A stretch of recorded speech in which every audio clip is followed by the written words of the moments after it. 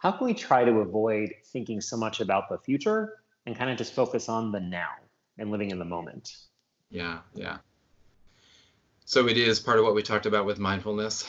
But it's also, it's worth mentioning, John, sometimes we, in order to not try to think about and imagine an unknown future, we try to stop our thoughts, which tends to not work very well.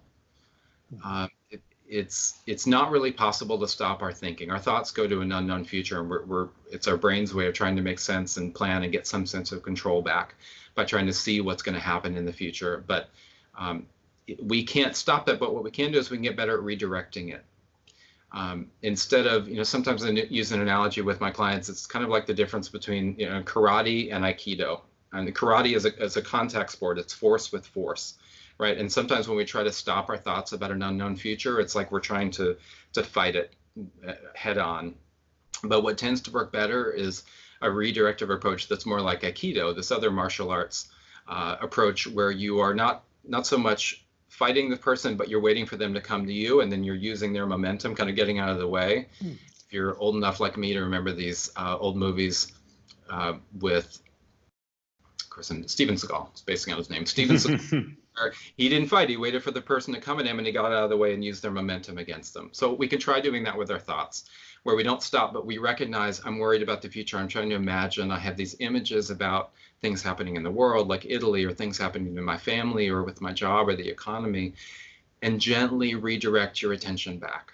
And it needs to be gentle. Don't fight with yourself, but gently redirect your attention back to the present moment, and back to breathing, back to your body, back to what you see, what you smell, what you taste, what's happening in the present moment, right? But not fighting yourself, but just kind of redirect yourself back, okay? It can also help to have a mantra of some kind. It can be as complex as you want it to be, but typically having something really simple that we remember and we go back to, like, be here now, be here now. Or a common one is, this too shall pass, right? Or I don't need to see the future right now.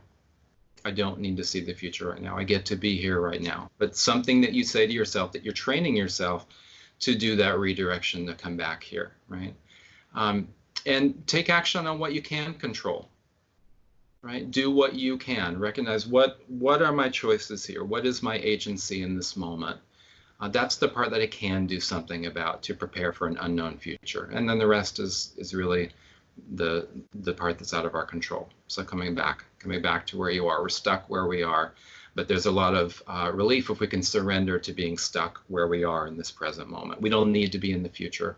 We don't need to see the future. We can't anyway, but we never need to. We just need to practice being here now in a way that's more as calm and relaxed and present as we can allow ourselves to be.